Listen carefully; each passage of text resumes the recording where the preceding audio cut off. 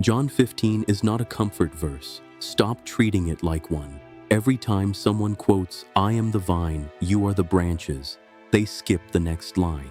The one about branches getting cut off and burned. Jesus didn't say that to scare you. He said it because most people reading this chapter right now are not attached to anything. They're decorating a dead branch and calling it faith. This chapter has attracted more counterfeit believers than almost any passage in the Bible. Preachers love it. Instagram loves it. Nobody wants to talk about what it's actually measuring. Because John 15 isn't poetry. It's a diagnostic. And if you follow the actual chain of logic Jesus lays out, 5 things get exposed in order, each one harder to fake than the last. By the time you reach the 5th one, there's no room left to pretend. You'll know exactly which side of that vine you're on. The first thing it exposes is whether you're actually attached or just nearby. Jesus says, "Abide in me," not visit, not admire from a distance, abide. A branch doesn't check in with the vine once a week. It's fused to it, drawing everything it has from something outside itself. Most people treat God like a resource they tap when they need something, then disconnect the second life gets easy again. That's not abiding. That's parasitic faith, and it produces nothing. John 15:4 draws the line without softening it. Apart from me, you can do nothing. Not less, not struggle more, nothing. If your spiritual life runs on your own effort with God as a backup plan, you've already failed the first test this chapter gives. And you won't feel it happen. That's what makes it dangerous. A branch drifting from the vine doesn't wither overnight. It looks green for a while, holds its shape, fools everyone, including itself. The failure isn't loud. It's silent, gradual, and complete by the time anyone notices the leaves have stopped moving. And once that's exposed, it forces the second thing to the surface: fruit. Real attachment cannot stay invisible. This is where people panic because they confuse fruit with output, busyness, volunteering, posting scripture. None of that is fruit if it's disconnected from the vine. Fruit in this chapter means character and consequence that could only come from being attached to something greater than you. Patience, you didn't manufacture.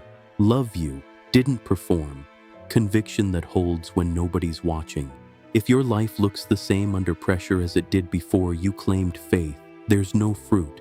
There's decoration, and decoration doesn't survive verse 6. Jesus doesn't leave room for a middle category here. Verse 6 says, "A branch that doesn't bear fruit gets thrown away and burned." Harsh, deliberate, and notice what's missing. No warning, no probation period, no chance to explain the intentions behind the empty branch. Fruitlessness isn't judged by what you meant to do. It's judged by what actually grew. That's a brutal standard if your faith has been running on good intentions for years with nothing to show for it. Because the third thing this chapter exposes only comes after the first two, and it's the one people resent the most: pruning. God doesn't prune branches that aren't already producing something. Pruning is not punishment, it's proof. Think about what a vine dresser actually does with a knife. He doesn't waste time on dead wood, and he doesn't cut branches that grow nothing worth protecting. He cuts the ones that are already working, because excess growth steals strength from the fruit that matters. That's the boundary this verse draws. If your life has been cut into loss, correction, seasons that felt like being stripped down to nothing, that's not evidence God abandoned you. According to verse 2, it's evidence you were fruitful enough to be worth shaping. The people who never get pruned aren't spared. They're irrelevant to the process. Let that sit for a second. So here's where we are. Attachment exposes whether you're connected at all. Fruit exposes whether that connection produces anything real. Pruning exposes whether God considers you worth refining. 3 layers deep, and most people who started this video confident are no longer confident. Notice something about the order Jesus put these in. He didn't start with obedience, and he didn't start with persecution. Those come last because they're the layers that are easiest to fake in front of an audience and hardest to fake in front of God. Anyone can obey when it's convenient. Anyone can claim persecution when it flatters them. The first 3 layers happen where nobody's clapping. In the attachment nobody sees. The fruit nobody credits you for. The pruning nobody chose for you. That's the sequence working exactly as designed. And it's why the next 2 hit differently. It gets worse before it gets clearer.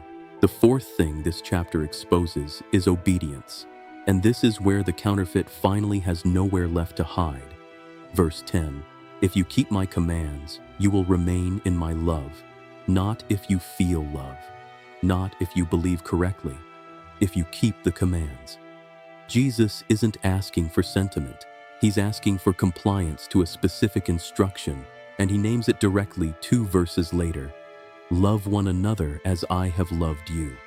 Sacrificially, without waiting for it to be convenient. Most people fail this quietly. They'll perform devotion in a room full of witnesses and withhold basic love from the person sitting across their own dinner table. That contradiction is exactly what verse 10 is built to expose. You don't get to claim the vine while ignoring the branch next to you. And this is where the counterfeit usually collapses, because obedience has a boundary attached to it that most people never read past. Verse 14 says, "You are my friends if you do what I command." Not servants who obey out of fear. Friends who obey because they finally understand what they're attached to.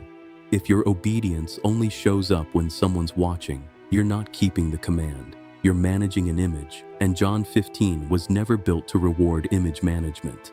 And that leads to the final thing, the one Jesus saves for last because it's the hardest to accept and the one nobody wants to hear. If you're actually attached to the vine, the world will hate you for it. Verse 18. Jesus doesn't frame this as a possibility. He frames it as guaranteed. If the world hates you, keep in mind that it hated me first. Real attachment produces friction, not persecution theater, not manufactured outrage. Genuine resistance from people who sense you no longer belong to their system. Verse 19 spells out exactly why. If you belong to the world, it would love you as its own. The world doesn't attack what already agrees with it. It attacks what's been removed from it, which means the hostility you've been trying to avoid your whole life might be the one piece of evidence you can't manufacture. If your faith has never cost you anything socially, relationally, professionally, that's not a sign you're doing it gracefully. According to this chapter, it might be a sign you were never rooted deep enough to threaten anything. That's the full chain. Attachment, fruit, pruning, obedience, rejection by the world. 5 layers, each one built on the one before it, and none of them fakeable past a certain point. You can perform attachment for a season. You cannot perform pruning you never went through, or hatred you never provoked, and you cannot fake friction with a world that has no reason to notice you exist. This is why John 15 keeps pulling people in and then quietly separating them. It was never written to comfort the crowd, and it was never written for the version of you that only shows up when it's easy. It was written to expose which branch is which, layer by layer, until nothing left to hide behind remains. And by the time you reach verse 18, there's no version of this chapter that lets you stay undecided about which one you are. The vine doesn't ask you to feel connected. It asks you to bleed proof.